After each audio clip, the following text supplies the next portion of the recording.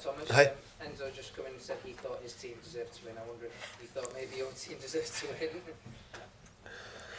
I guess we are all slightly biased as coaches, and we definitely look at our side of the elephant. It's probably difficult to look from the other side of the elephant unless you are on top of it. I felt we performed well, and I felt that we were clearly on top first half. We definitely got momentum, had the better opportunities, probably should have scored. I thought second half were more even. They were a bit more on the ball. I thought throughout the game we defended very well. We limit basically Chelsea to half a chance for James on a corner. The rest for me was shots outside the box, which we're quite happy with. Then I thought we were really a threat when we went forward. Really good to go behind them, really good to run at them. And for me, maybe I'm slightly biased, I saw 5 very good chances to us. So if you look at the big chances, then probably up there for that.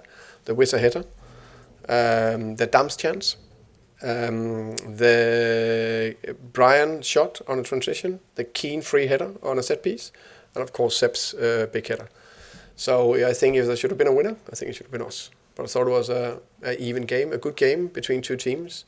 Very happy with our performance against a top club.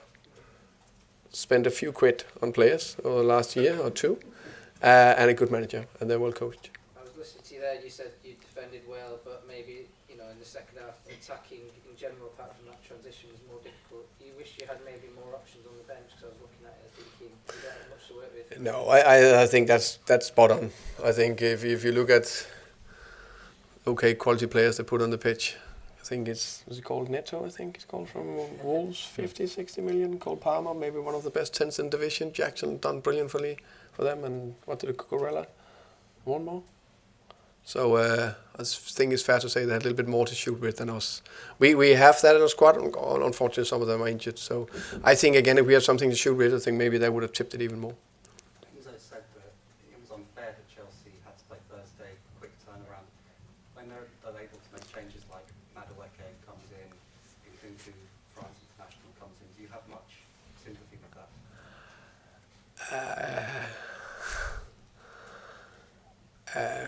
I think that must be his opinion. It's football. I know there's many games and a big program, but I can just look for our perspective. We try to deal with it when we have short turnarounds. Do you think 24 hours makes it? I mean, generally, just 24 hours. Yeah, I think it does. To be fair to that, I think it does, but that happened to all the time. I had, I think, once this season where I felt that we were the team that had the least rest between games before we played our Carabao Cup quarterfinal against Newcastle, and the furthest away of all the other bigger clubs. So that definitely got bigger squads. That was the only time I raised it, because I don't think it was fair. All of them had one more day. So I think the 24 hours means something. If we have 2 days between, we'll deal with it, we'll manage, no problem. 3 days, that's good. Always, that is not a problem.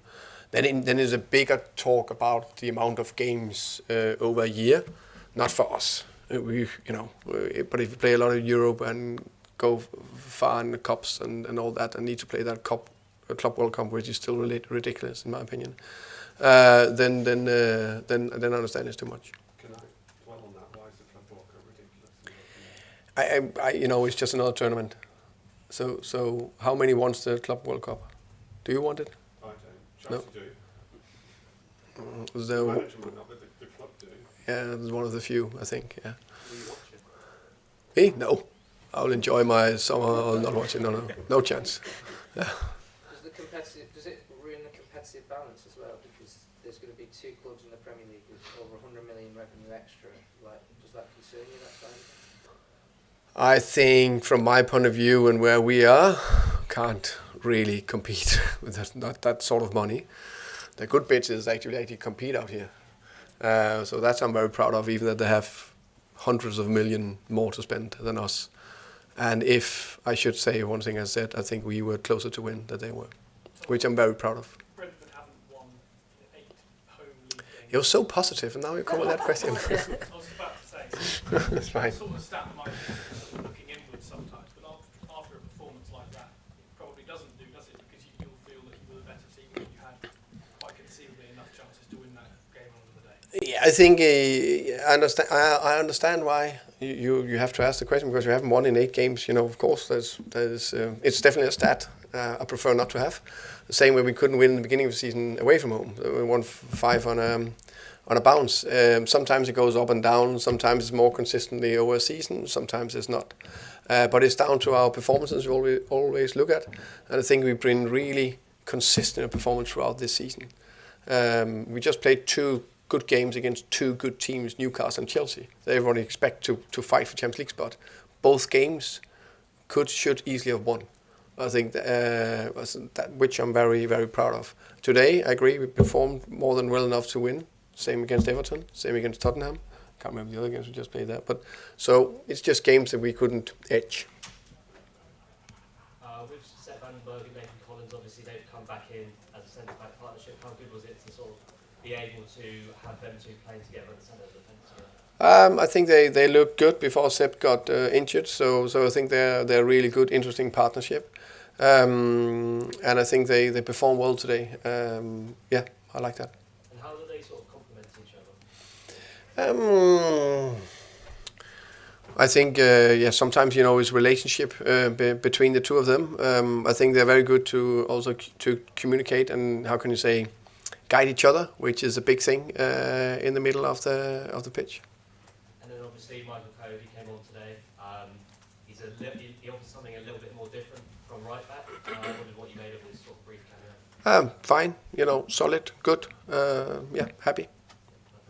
Thomas, just on the wider subject of the calendar, do you think it is affecting football negatively now? I mean, do you find that when you play teams who have been in Europe, or because there's a lot of talk as well about how this Premier League season even is beginning to feel a little bit flatter.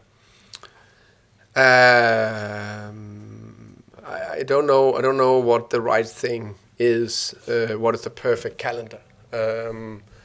But the intensity in football goes up. Premier League, European football, and there's no doubt there is a limit to how good you can perform or at what intensity you can keep performing at over a year. That will affect performances. That will affect players.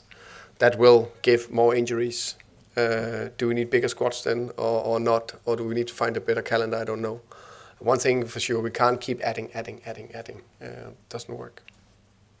Thomas, did you feel a bit kind of disrespected that Chelsea left out Palmer and Jackson today? No, I guess they got their reasons. Yeah. Did you look at the team sheet and think, oh, what's on the garbage? No, I think Nkunku is a very good player. Jusper Hall is a very good player. They played then James and Gusto instead of Cucurella. Tosin, it's just a strong squad. I think it fit with what we talked about. There's a lot of games. You need to try to balance your team. I guess that I haven't asked Enzo, but I guess that's why I try to do. Okay. Thank you, everybody. Thanks, guys. Thank you.